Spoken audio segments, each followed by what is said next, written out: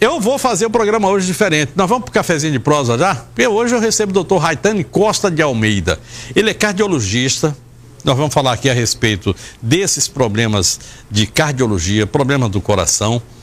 Mas o Dr. Raitane tem uma série de perguntas que ele vai responder aqui para a gente, que foram feitas por pessoas que querem saber, por exemplo, coração dói? Roda a vinheta e eu vou conversar com o Dr. Raitane. Vamos lá. Cafezinho de prosa. Oferecimento CVC, sempre com você.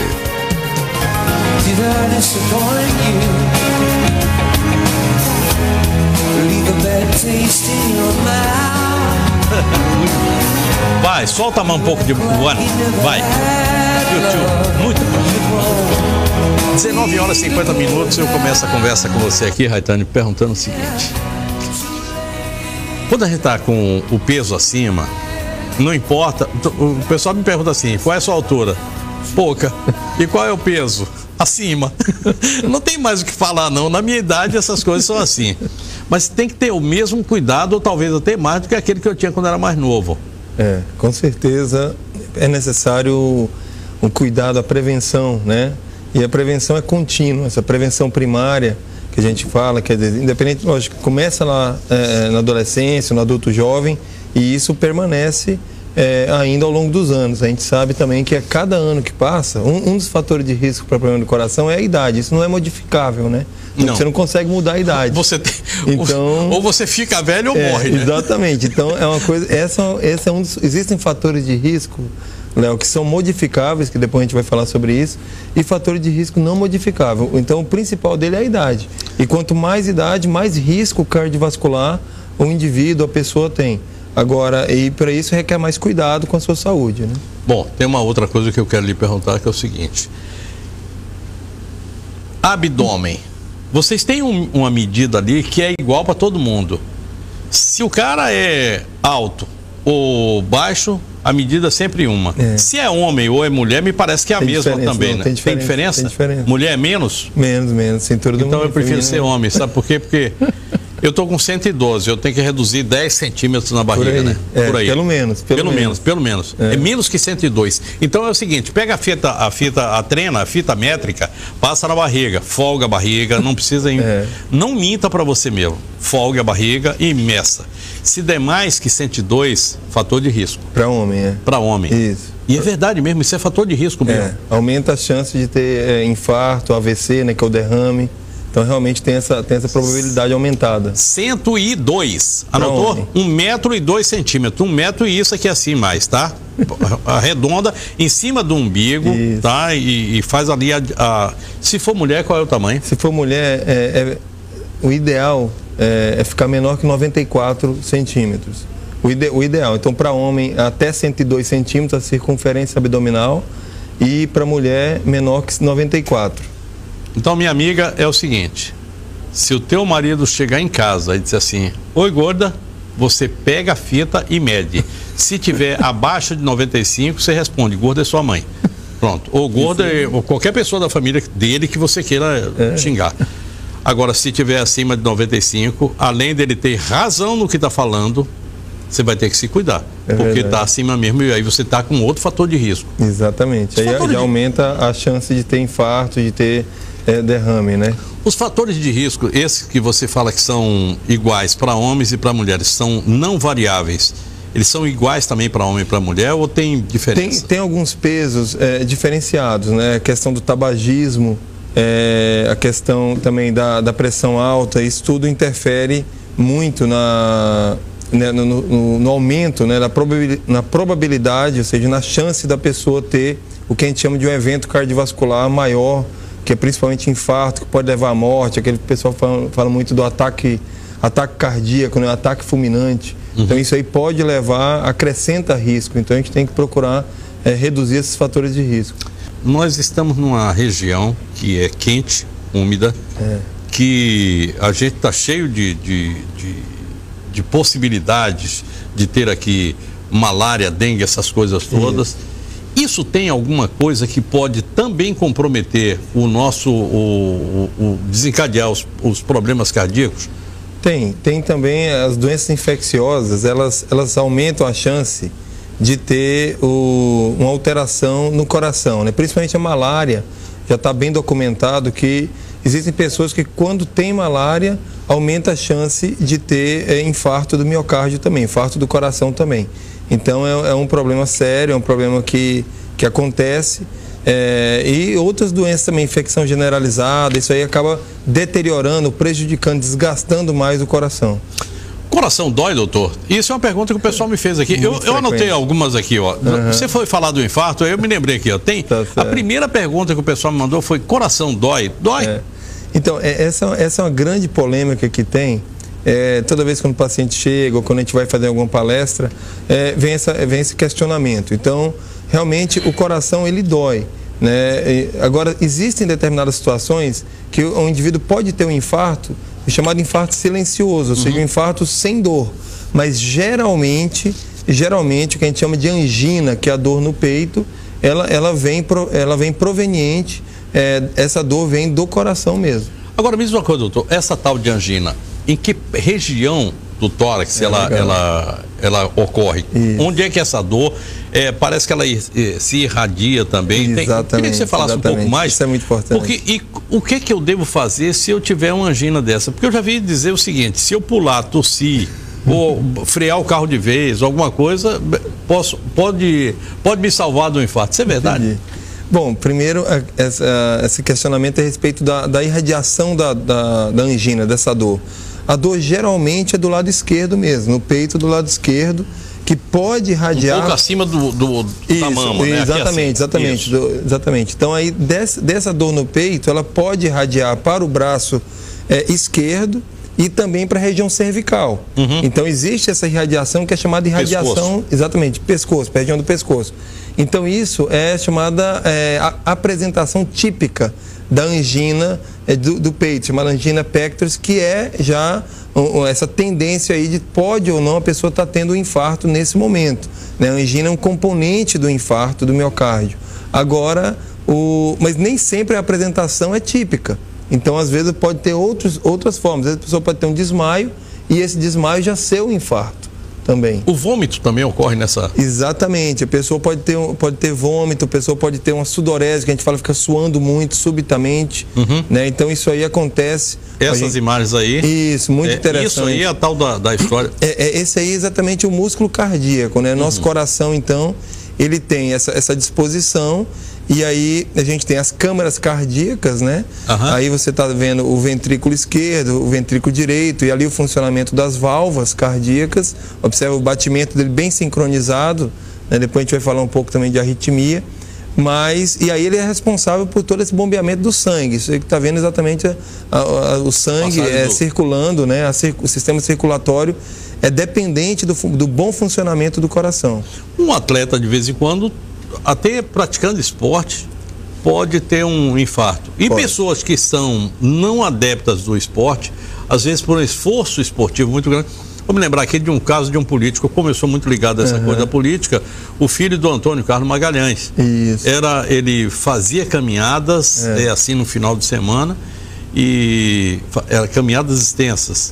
E aí numa dessas ele foi embora. Quando abriram lá o peito dele, o Antônio Carlos Magalhães chegou a comentar com algumas pessoas que o coração dele era uma lástima, já não tinha mais nada, né? Exatamente. Nesse caso em particular que você está lembrando, um grande fator de risco que esse político tinha era o cigarro, né? Então ele fumava bastante e bebia muito. Então isso acabou agravando a situação, além de uma questão genética também, porque outra questão não modificável é a questão genética. Quer dizer, se você tem parentes de primeiro grau, principalmente pai e mãe, que tiveram um infarto com até 60 anos, 55 a 60 anos de idade, aumenta muito a chance da pessoa ter um infarto também. Então você tem um fator de risco genético envolvido. E agora, voltando para a questão da atividade física, é fundamental a gente fazer uma atividade física, pode ser moderada, não precisa ser intensa. Uma atividade física leve a moderada diminui a chance de ter problemas cardíacos. Então, para homem ou para mulher, não precisa se matar dentro da academia. Exatamente. Né? Para a questão cardiovascular, isso é uma coisa que a gente tem que ressaltar para a população. Para a questão, para a saúde cardiovascular, uma atividade leve a moderada, mas que seja regular também. Não adianta a pessoa fazer uma vez por semana, não adianta você fazer uma vez por mês. Então tem que ser uma regularidade. O ideal, o obrigatório seria 150 minutos por semana, o que daria algo em torno de 30 minutos por 5 vezes por semana, e numa atividade leve a moderada. Mas o ideal são 300 minutos por semana, ou seja, 1 hora por dia de atividade física. Isso já os estudos mostraram, Durante 5 dias. Durante 5 dias. E segunda a sexta, 1 hora de atividade. Isso aí os estudos mostraram que a pessoa que faz isso, ela tem uma chance de viver 7 anos a mais do que outra. Aumenta o que a gente chama, aumenta a sobrevida da pessoa. Isso é muito importante em termos populacional. Olha, eu tenho alguns amigos que fazem isso regularmente. E eu vou citar aqui uma pessoa com quem a gente tem uma proximidade muito grande, que é a minha querida Marindia Moura, que é da TV Rondônia, e que todos os dias ela faz aquele percurso ali no espaço alternativo. Perfeito. Marindia faz o seguinte, ela caminha 1 hora, é sair dali do espaço alternativo, ali em frente ao hospital, e ir lá perto do aeroporto, no retorno, ida e volta dá 1 hora. Está de bom tamanho, não precisa correr, não precisa se matar, nada, é somente isso aí. Exatamente. Isso é prazeroso.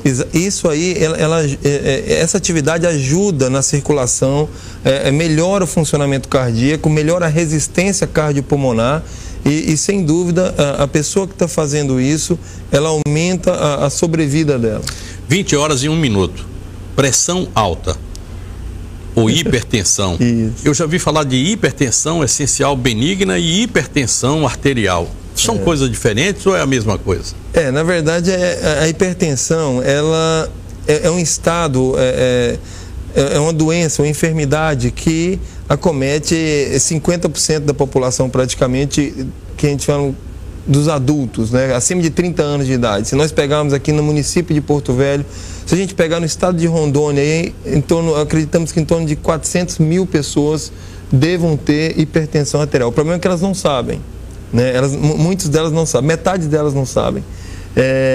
E é a principal doença de saúde pública do ponto de vista cardiovascular, obesidade pior do que câncer, hipertensão. Então, é porque a hipertensão ela é um grande fator de risco para a pessoa ter um problema vascular, seja AVC, que é o derrame, seja o infarto, e isso aumenta a chance de óbito, né? Aumenta a mortalidade das pessoas. Só que ela é uma doença silenciosa, as pessoas não...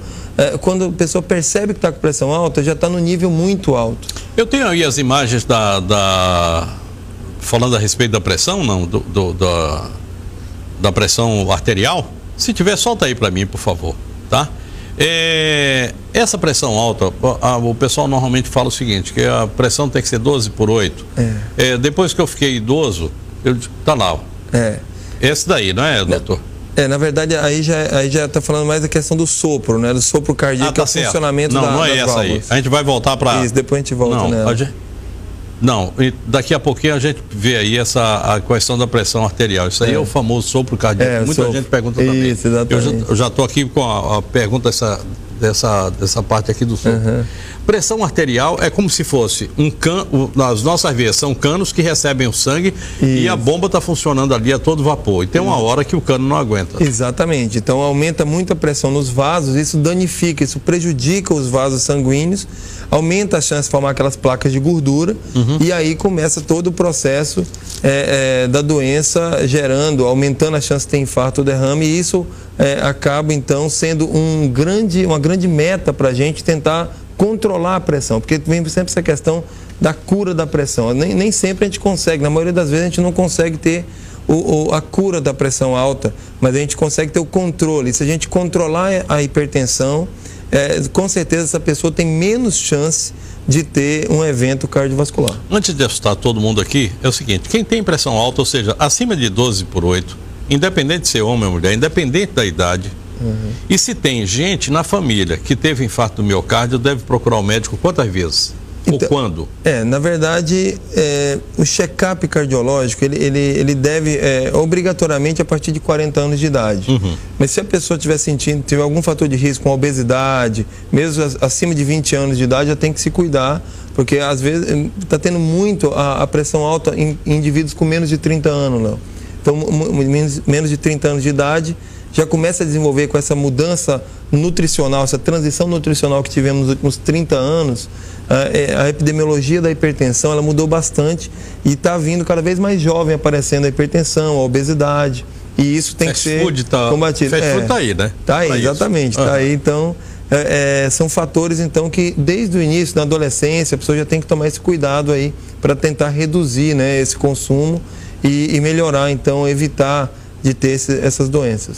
Bom, a gente está falando aqui de alimentação, comidas excessivamente gordurosas nem sempre causam esses problemas, mas seguramente a associação delas com sódio, com glúten, com essa coisa toda, aí a coisa termina complicando bastante. Termina porque o organismo sente muito, né? Então o organismo ele acaba sentindo essa questão do excesso de sódio, né, no sal, digamos assim. O excesso de sal, ele acaba aumentando a chance da pessoa ter pressão alta. É um gatilho que a gente fala para o desenvolvimento da hipertensão. Então tem que ser uma coisa bem moderada, coisa leve. Tem gente que acaba se excedendo um pouco nesse consumo de sódio, né? Sódio causa o colesterol? É isso que gera o colesterol? Ou o colesterol está na gente e a gente nem sabe que ele está? O que é, afinal, o colesterol? Isso. Tem duas coisas lá que a gente sempre ouve do médico. Olha, tem que controlar o colesterol e o triglicerídeos. E aí? Então, essa questão do colesterol, primeiro que o colesterol é muito importante para o nosso organismo, para a nossa formação. O colesterol, nós somos formados por células e o colesterol está dentro das células. E isso é benéfico, isso é importante. Só que existe o mau colesterol. E esse mau colesterol, em determinadas pessoas, eles acabam se juntando e formando as chamadas placas de gordura. E essa placa de gordura que pode entupir uma artéria e a pessoa pode ter um evento, um infarto e até mesmo uma morte por conta de doença cardíaca. Independente de ser gordo ou magro, né? Independente, isso é fundamental. As pessoas acham que às vezes quem tem colesterol é só quem tem obesidade. Não é verdade. Tem muitas pessoas que têm o peso ideal, o peso adequado e têm um colesterol elevado. Né? Tem vários fatores, porque tem inclusive a questão alimentar, mas tem a questão genética também. Porque tem gente que já tem um colesterol alto Produz ele daqui. Já produz ele, já é do próprio organismo da pessoa. E aí, não tem jeito? Aí precisa ser feita uma consulta para ser avaliada a necessidade ou não de uso de medicamento. Porque aí a pessoa entra numa dieta, consegue fazer o possível do ponto de vista alimentar, mas não consegue controlar os níveis de colesterol. Tem gordo, por exemplo, eu vou citar, eu estou falando muito de Rede Globo, né? Eu vou falar do Jô Soares. O Jô Soares é um cara que sempre foi gordo, muito gordo, obesão. Isso. E o colesterol dele é normal, né? Pressão 12/8 e o colesterol baixo. Então, é como você falou, tem pessoas que aparentam estar com o colesterol não controlado, mas na verdade tem um colesterol bom, porque inclusive não tem o sintoma do colesterol. Você só sabe se tem colesterol alto ou não fazendo o exame do colesterol, que é o lipidograma. Só através desse exame é que a gente vai saber se então não existe uma tontura, não existe uma dor de cabeça por colesterol alto. O colesterol é através do exame laboratorial. Cigarro mata, doutor? Daqui a pouco você me responde. Doutor, a dona Francisca ligou aqui para saber o seguinte: palpitação. Mas antes dela, eu queria lhe perguntar sobre o cigarro. Cigarro mata mesmo, doutor? Cigarro complica a vida do coração? Eu estou lhe falando isso, eu não teria nem por que perguntar. Quem fumou tanto quanto eu e ficou cheio de pepino do jeito que eu fiquei, não podia nem perguntar, mas enfim. Faz parte. Tá certo. Olha, na verdade, Léo, nós temos um aumento grande, né? O cigarro, ele contribui muito para várias doenças, não só cardíacas, como aumenta a chance de câncer, né? A questão de impotência sexual e a questão também do coração e do derrame. Então, a doença cardíaca, ela está relacionada com o tabagismo, ou seja, com o consumo de cigarro. Nos últimos 15 anos vem diminuindo de forma lenta, mas vem diminuindo o consumo de cigarro em relação à década de 80, década de 90, pelo maior rigor das leis. Mas a gente tem que ressaltar sempre aquelas pessoas que permanecem ainda no hábito de fumar, que deve ser suspenso, deve se fazer a cessação, ou seja, interromper esse hábito. A gente sabe que é difícil, às vezes é um vício realmente, precisa de ajuda. Tem ajuda, às vezes, do ponto de vista psicológico, nos chamados CAPs. Espiritual. Exatamente. Então, tem toda ajuda emocional, a família tem que estar junto, tem que estar ajudando a pessoa, porque o cigarro, ele faz muito mal, causa muito mal para o coração, aumenta demais a chance de infarto e de derrame. Cigarro faz mais mal para o homem ou para a mulher? Na verdade, para os dois, mas no caso da mulher, principalmente mulher que usa anticoncepcional ou anticoncepcional oral, ou faz alguma reposição hormonal, acaba aumentando a chance nesse perfil de paciente também. O cigarro, então, ele não pode ser combinado com os chamados anticoncepcionais orais ou também com a chamada reposição hormonal. Eu não sou a melhor pessoa para falar a respeito de cigarro, não, mas fala o seguinte: joga fora essa ideia, isso não presta, isso não vale nada. E quem fala isso é uma pessoa que fumou 50 anos. Não vale a pena, de jeito nenhum. Pela saúde, Vai por outro caminho, tá? Dá seu jeito e larga essa porcaria, que isso não vale a pena, não. Não tem como. A dona Francisca me ligou pedindo que eu perguntasse a você a respeito de palpitação. Ela faz esforço e ela disse que sente muita palpitação. Eu até não entendo muito bem o que é essa história da palpitação, porque eu só entendo a palpitação quando uma mulher olha para mim e diz assim: como você é lindo, eu estou palpitando. Mas não tem nada a ver, não, é brincadeira. Então, na verdade, Léo, a palpitação é um tipo de arritmia. E isso precisa ser avaliado, né? Eu tenho imagem aí da arritmia, não tenho? Não, acho que é do sopro. Não tem, não? Do sopro. O sopro também não é um tipo de arritmia? Não, o sopro ele pode contribuir para a arritmia. Então vamos lá, vamos esquecer. Não, esse é o sopro. Se você puder colocar aquela outra imagem lá do início, em que tinha um coração funcionando dentro da normalidade, batida bem. Essa aí, exatamente. Olha lá. Isso aí então, o coração que funciona bem. Então esse aí é o normal, né? O funcionamento normal. E aí ele vai começar, nós temos então a contratilidade, ele vai bombeando o sangue, e aí tem o estímulo elétrico. Então tem todo o estímulo elétrico que conduz isso aí e faz com que o coração permaneça nesse sincronismo. Ele trabalha sincronizado. Doutor, você falou estímulo elétrico, só para explicar. Esse estímulo elétrico é do nosso cérebro, né? Não tem nada de fio aí amarrado no coração. Não vai dar choque, não. Então, aí, a partir daí, você tem um processo que pode desencadear a arritmia. E a palpitação vem disso, vem do descontrole dessa batida do coração. Então, ele está acelerado, ele está de uma forma desproporcional. É como se, por exemplo, é normal, quando você for fazer um esforço, uma atividade física, o coração acelera um pouco e depois ele volta a reduzir a frequência cardíaca, a batida dele. A batida normal é de 50 a 100 batimentos por minuto. De 50 batimentos é o mínimo, de 100 batimentos é o máximo em repouso. Se tiver lá em 75, 80, está dentro da normalidade. Está dentro da normalidade. Agora, tem pessoas que repentinamente, subitamente, o coração acelera ou dá um descompasso também. Existe um tranco também. Ele sente a batida mais forte. Então, isso pode ser um tipo de arritmia que aí, no caso, o indivíduo, a pessoa deve procurar um médico que vai ser avaliado e vai ser investigado qual é o tipo de arritmia, porque existem vários tipos de arritmia também. Doutor, tem gente que está deitado e de repente começa a ouvir a batida do coração e se impressiona e essa batida aumenta. O que é isso? Como é que você resolve essa história? Então, pode ser isso, não tem? Tem. Pode ser uma batida mais forte. Então, às vezes, quando a pessoa está mais em repouso, ela pode perceber um batimento um pouco fora de compasso ou uma batida mais forte do coração. Isso também deve ser investigado com alguns exames que aí, a partir da consulta médica, devem ser solicitados para saber se é uma coisa fisiológica do paciente. O que é isso? É normal. Isso aí não tem doença. Ou não, tem algum grau, algum tipo de doença que deve ser investigado, diagnosticado e tratado. Aí, realmente, só a partir da consulta médica para avaliar melhor. Diabetes. Eu tenho um amigo que me disse aqui uma vez, na hora que eu perguntei para ele: você tem diabetes? Ele fez: não. Diabetes é mulher do diabo, eu não quero nem ouvir falar dela. Isso é a esposa do cão, não quero ver, não. E ele disse que não tem, não. Mas então, diabetes é um outro problema, né? Olha, diabetes é muito sério, porque ela é uma doença que está muito prevalente na nossa população. Estima-se que em torno de 10% da população adulta tem a diabetes. Então, quer dizer, de cada 10 pessoas aí com mais de 30 anos de idade, certamente um deles tem diabetes. E o grande problema, mais uma vez, é isso, é que o diagnóstico é tardio. O que é isso? A pessoa demora para descobrir que tem diabetes. E às vezes, quando descobre, não trata de forma adequada.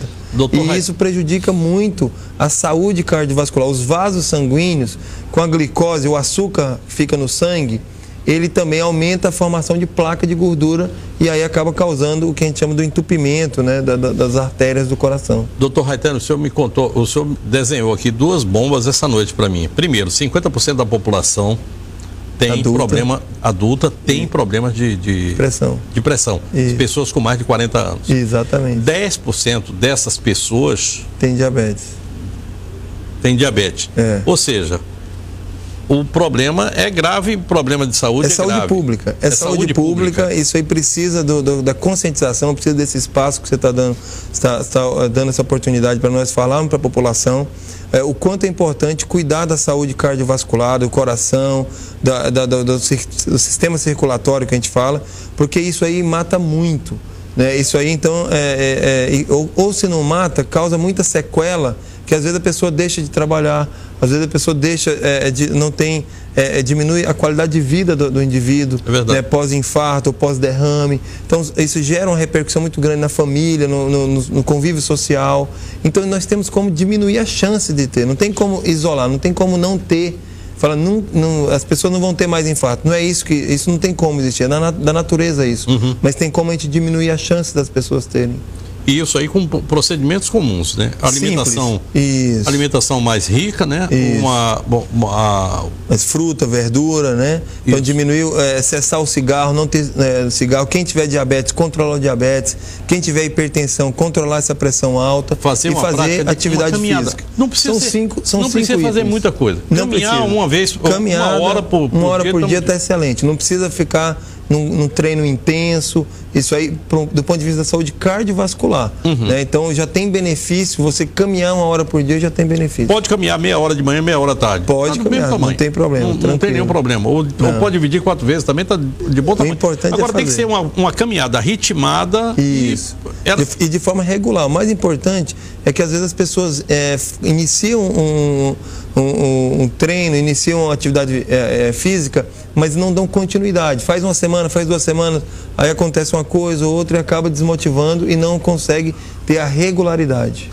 Doutor, esqueci de lhe perguntar uma coisa. Quando a gente falou aqui a respeito de atividade física moderada, daqui a pouco a gente vai falar de algo que a gente tem que também praticar com moderação. Mas é o seguinte, antes de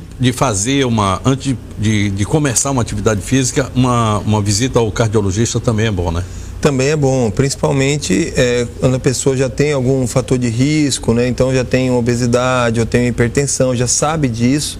É importante fazer uma visita para fazer o que a gente chama de um check-up, uma avaliação inicial, até mesmo para ter como base o que vai mudar ao longo de 1 ano, ao longo de 6 meses com a atividade física. Criança tem problema de hipertensão? Tem. O pediatra é importante, então, que em determinadas visitas, né, chamado no acompanhamento do crescimento, no desenvolvimento, a chamada atividade de puericultura que fala, é importante, às vezes, o pediatra aferir a pressão também. Existem aparelhos especiais, manguitos especiais para as crianças. Isso já é meio que normal, né? Prática, né? É uma prática para tentar fazer esse diagnóstico, que bem mais raro do que nos adultos, lógico. Mas existem pessoas, existem crianças que acabam desenvolvendo hipertensão, e aí já é uma questão mais congênita, a questão do nascimento da pessoa mesmo.